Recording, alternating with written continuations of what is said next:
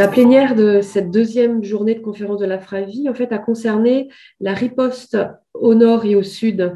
pour faire face à la pandémie Covid-19 et puis l'impact de la Covid-19 sur la prise en charge des personnes vivant avec le VIH, de la prévention au traitement et également en matière de suivi et d'accès à la PrEP. Les grands messages en fait de la riposte au nord, la façon dont on a fait face au tsunami qui a représenté l'arrivée de l'infection à SARS-CoV-2 sur les pays du Nord, alors plus particulièrement sur la France, ça a été une réponse dont on a essayé de faire qu'elle soit à la hauteur de l'enjeu, c'est-à-dire dans un premier temps vraiment focaliser nos forces sur la découverte de l'agent pathogène, parce qu'on ne sait jamais mieux traiter que ce que l'on connaît. Donc ça a pris quelques semaines, mais assez rapidement on a pu avoir des tests, et puis assez rapidement on a également compris comment cet agent pathogène se transmettait, ce qui a permis de généraliser l'usage des masques à l'automne 2020, quand on a eu réglé le problème d'approvisionnement en masques. Et puis, à côté des efforts qui ont été faits pour mieux comprendre quel était cet agent pathogène, il y a eu une énorme mobilisation de la communauté soignante, médecins, mais également infirmiers, aides-soignants, etc., pour mieux prendre en charge sur le plan clinique les patients. Donc, évidemment, un gros investissement en termes de recherche clinique pour remettre au point des traitements, mais également un gros investissement en termes de prise en charge clinique au quotidien des patients, qui fait que, par exemple, en France, même si on a été constamment sous tension, on a tout le temps pu faire face, même si ça a été dans la douleur, à l'enjeu qu'a représenté le nombre considérable de patients à prendre en charge pour ces pneumonies Covid-19. Donc, mieux comprendre l'agent pathogène, mieux diagnostiquer, mieux traiter. Et bien,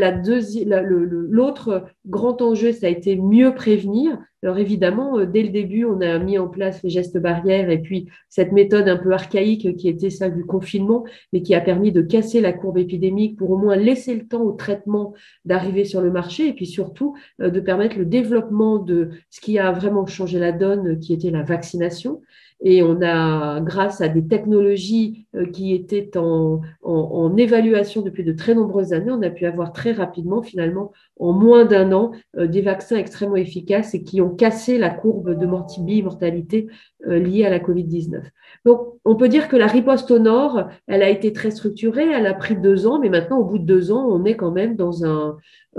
plutôt dans un vivre avec, et puis un retour vers une vie, alors pas tout à fait normale, hein, c'est plus la vie d'avant, mais c'est une vie où on va apprendre à vivre avec le virus. La riposte au sud, comme l'a présenté ma collègue de Dakar, a été assez similaire, avec un énorme investissement en termes de personnel, une grosse aide de l'OMS et puis des structures internationales, mais ça s'est quand même heurté à ce qu'on a aussi connu dans le Nord, hein, à beaucoup de fausses croyances en termes d'efficacité de traitement, de fausses croyances sur les vaccins, ce qui fait que, par exemple, alors qu'il y avait plusieurs centaines de millions de doses qui ont été délivrées en Afrique, eh bien, il y a eu une perte relativement importante. Mais ce qu'on peut dire quand même de la riposte dans le Sud, c'est qu'elle a permis de structurer les réseaux de soins, de montrer l'investissement que chacun a eu dans la prise en charge de la Covid-19, et puis elle a permis également de mobiliser des forces extrêmement importantes pour que les pays africains s'approprient la réponse apportée aux épidémies. Et à l'occasion de cette plénière, on a eu aussi 2 interventions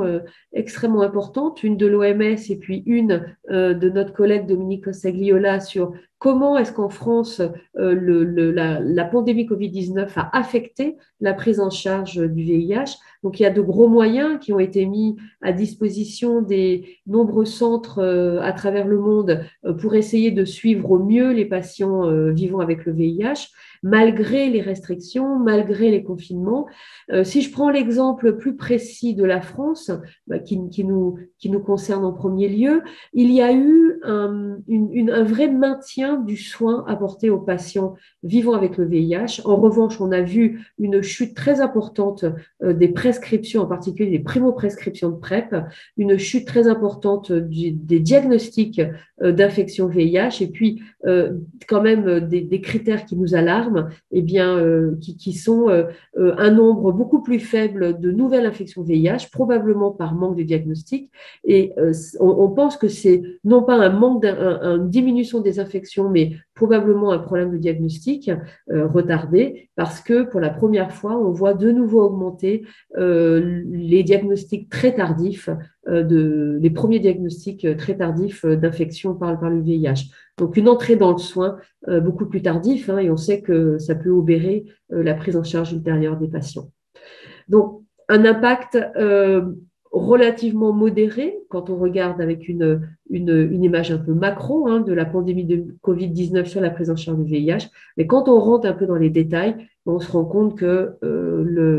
la lutte contre le VIH a beaucoup souffert de la Covid-19, et qu'il y a un travail énorme qui est devant nous pour les mois et les années à venir.